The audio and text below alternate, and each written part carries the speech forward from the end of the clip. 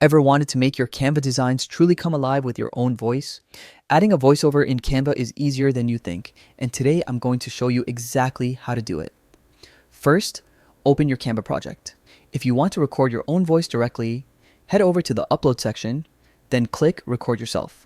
This opens Canva's built-in recording studio where you can capture your audio with or without video. Just hit record, speak clearly, and once you're done, your voiceover is automatically added to your design. You can trim it, adjust the timing, and even layer it with music or sound effects for a professional touch. If you prefer to use a pre-recorded audio file, simply upload it the same way under Uploads, drag it onto your design, and adjust it to fit your content perfectly. For those who want a quick AI-powered solution, Canva also offers an AI voice feature.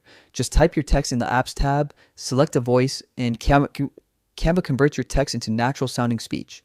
It's a fantastic way to add narration if you're not ready to record your own voice. And that's it.